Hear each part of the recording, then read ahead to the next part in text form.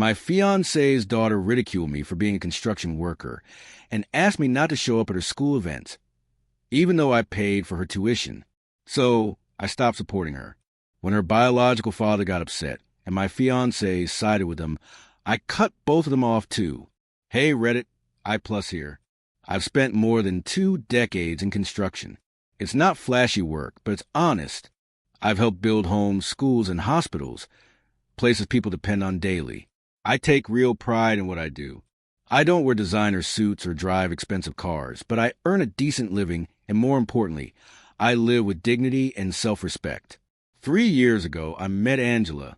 She was striking, eloquent, and carried herself with quiet confidence. A nurse by profession, she seemed to share my respect for hard-working values. Or at least, that's what I believed. She had a daughter, Kayla, who was 16 at the time, from a past relationship. Initially, Kayla kept her distance. I understood that. It's not easy seeing your mother with someone new. I wasn't trying to take her dad's place. My only goal was to support Angela, and if Kayla was open to it, be a stable part of their lives. Angela and I got engaged after a year and a half. We decided to move in together. I spent my own money and did the labor myself to improve her home, renovated the basement, fixed a leaking roof, remodeled the kitchen. I paid for it all. Every nail, every tile, every hour came from me. Then came the tuition issue. When Kayla's father stopped contributing to her private school fees, Angela was too ashamed to ask me for help. But I offered anyway. I'm doing this for both of you. I said, we're family. And that word meant something deep to me. I didn't have much growing up, so I've always taken care of what I had. Despite everything, Kayla never warmed up to me. If anything, she became more hostile. She'd make sarcastic comments about my work boots by the door and wrinkle her nose when my hands were rough or dirty from a long shift. One evening, I overheard her talking to a friend on the phone. He's just some low-life construction guy, she said. My mom could have done way better. I told her not to let him come to parent night. I don't want people thinking he's my stepdad. Her words pierced me like a nail through the chest. I didn't confront her right away. I figured maybe it was just teenage rebellion, but the behavior never stopped. She'd roll her eyes when I offered her a ride, scoff when I said anything during dinner, and not once did she say thank you. Not for the tuition, not for the car I helped repair, not for the roof I fixed over her head. Angela noticed. She'd brush it off with, she's going through a phase, or she's just struggling to express herself. But it didn't sit right with me. Kayla knew how to express herself. She just chose to treat me like I was nothing. Then came the breaking point. Her high school graduation. I had taken the day off, even postponed an important job deadline, just so I could be there. Angela told me the school only gave her 2 tickets. She was taking Kayla's dad. You're serious? I asked, stunned. After everything I've done? Angela couldn't meet my eyes. She specifically asked for him, she murmured. It felt like a slap in the face. The man who skipped tuition, rarely showed up, never lifted a finger. He got the honor. I stayed home that day, sitting on the couch in my work jeans, trying to pretend I didn't care. But I did. I cared more than I ever let on. When they came back from the ceremony, Kayla didn't even glance in my direction. She was holding a bouquet, probably from her father. Angela gave me a look like I was overreacting. That night, I sat with my thoughts. Not in anger, but in clarity. I was finished. No more tuition payments. No more fixing their vehicles. No more enduring disrespect in the house I helped build. The next morning, I told Angela I wouldn't be paying for Kayla's college tuition next year, despite our earlier plans. I also told her I was moving out. At first, she thought I was bluffing, but when she saw me loading my tools into my truck, she started to panic. You can't do this, she pleaded. She's just a kid. No, I said calmly. She's a young adult, old enough to know right from wrong. And you? You're old enough to have stood up for me. That's when she hit me with the real blow. She's still her father's daughter. He might not have paid for much, but at least he never tried to replace him. I stood there frozen. So all this time, I was never more than a placeholder. I said, my voice steady but low. Just the guy filling the silence until her real father decided to return. Angela didn't reply. Her silence said everything I needed to hear. In the weeks that followed, Kayla's dad began appearing more frequently, taking her out, playing the attentive father. Suddenly, he was a hero, the picture-perfect parent. Angela, she started sharing photos on social media like they had always been some happy trio. I wasn't just excluded, I was erased. Oddly, I didn't feel anger anymore, just emptiness, betrayal, not just from the teenager I tried to be there for, but from the woman who allowed it to happen. Months passed. Then, out of the blue, Angela messaged me. She's struggling with college, money's tight. Can we talk? I didn't answer.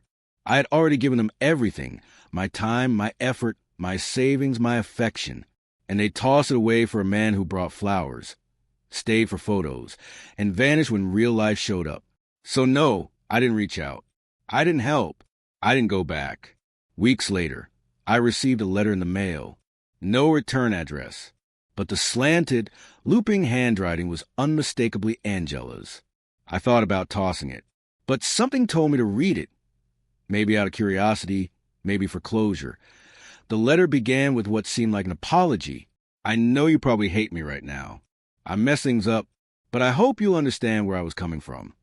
She went on to write about how, deep down, she always held out hope that Kayla's father would one day become the man she wished he had been. How she wanted Kayla to have a connection with her biological dad. And every time I stepped in and did what he didn't, it reminded her of his absence and filled her with guilt, confusion, and shame. I never meant for you to be taken advantage of, she wrote.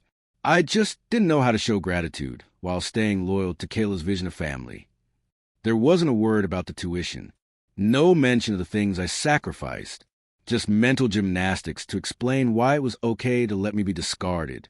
I folded the letter neatly and slid it back into the envelope, then tucked in a drawer, not out of bitterness, but because I was done. I rebuilt my life, piece by piece, found a modest home on the edge of town, and threw myself into fixing it up, started my own contracting business, kept busy, met new faces. I rarely talk about the past. About a year later, I bumped into a mutual friend of mine, and Angela's at the local hardware store. We exchanged hellos and casual talk until he said, "Hey, I heard Kayla dropped out of college." I just shrugged. I wouldn't know. We haven't spoken in a long time. He hesitated before adding, "Angela's not doing so great either. Her ex left again. Took off a few months after Kayla moved back in. Guess he got bored." I wasn't shocked. That guy never stayed when it mattered. "She still brings you up sometimes," he said. "Says you were the only consistent one in their lives. That maybe things could have turned out differently if she'd had more courage." I didn't say anything, just paid for my lumber and walked out. Later that night, I sat on my porch, sipping a beer, gazing out at the new fence I had finished earlier that day. The silence was comforting. No tension, no resentment. No one making me feel like I didn't belong. Then I heard the sound of tires crunching over gravel. A car pulled up slowly and stopped out front. Kayla stepped out. She looked older, more worn down, but still had that guarded look she wore when she didn't know what to say. I stood, but didn't walk toward her. "I know I don't deserve to be here," she began, her voice barely steady. "But I had to say something. Mom doesn't know I came." I waited.